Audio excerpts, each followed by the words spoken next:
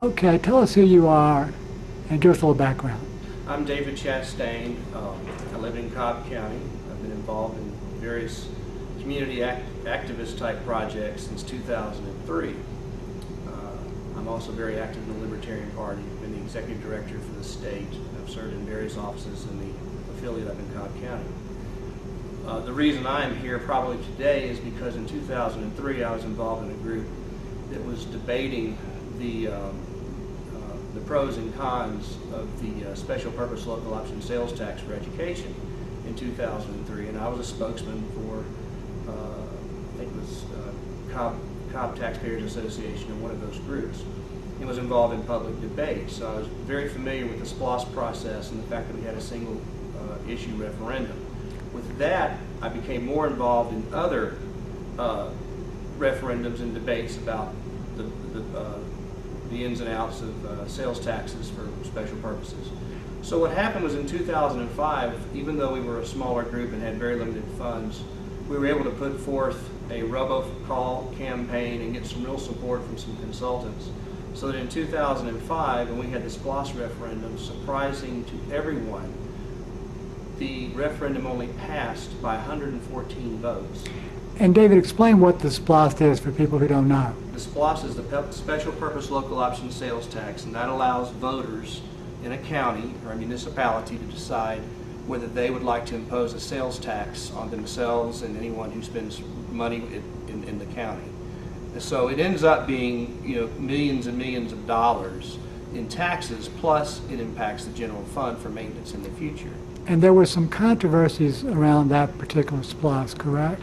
Yes, there were. We had a vote count party at a local night spot there in Marietta, and the trend was tracking that we were going to that the referendum was going to be defeated, and then the cable news, the cable channel that was providing the information stopped. We were told that there were modem issues, that they had been trying to send the voter data from the precincts into the election office. And then finally, when it was all said and done, the referendum passed, like I said, by 114 votes. However, what we realized the next day was there was 285 electronic cards cast that registered as a blank.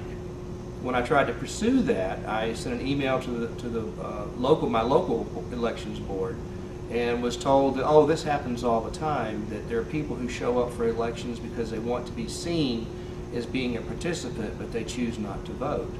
Didn't make sense to me. I have a hard time with that logic, and I kind of let it go. But then as we started seeing problems with the electronic voting machines, this past January is when I decided that I would say something to the state elections board supporting other arguments that these machines, with their inability to be verified, should be reviewed and frankly replaced.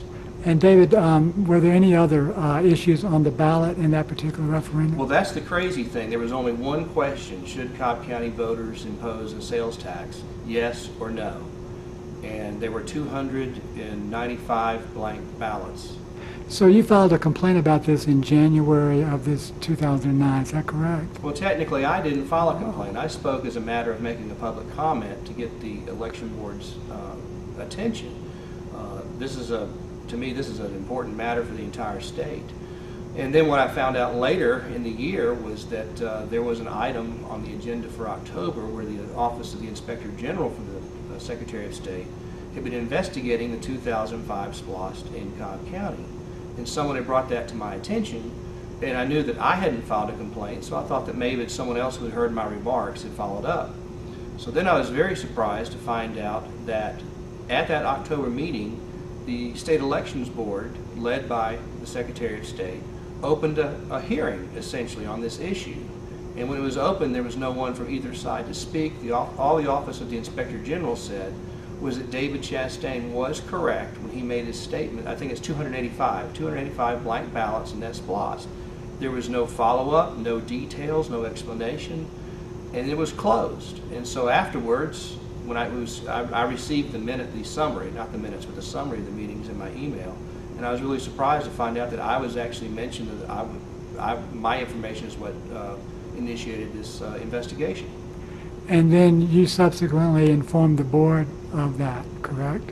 I showed up at the December 10th meeting, and I provided a letter as a response to the State Elections Board, which I believe it was accepted as a document for the meeting. And I explained my anger and my alarm that all this could happen and that we could call something an investigation without talking to all sides. Mm-hmm. And the board has taken no action on that since that time? I have not heard from the board, so I assume that they have not. And so you have subsequently filed another complaint now with the Inspector General's office? Well, yes, I filed a complaint with the State Office of the Inspector General, and let me add one other thing. When I spoke to the State Election Board last week, attached to my letter complaining that I was not a part of the investigation on the Cobb County SPLOST in 2005, I had since gone back and looked at the electronic voting for the SPLOST of 2003, which is where all this started. And it turns out there were 279 blank ballots in that referendum in Cobb. And so I handed that was an attachment to my letter to the State Elections Board with my question that I think the voters of Georgia would like to know why.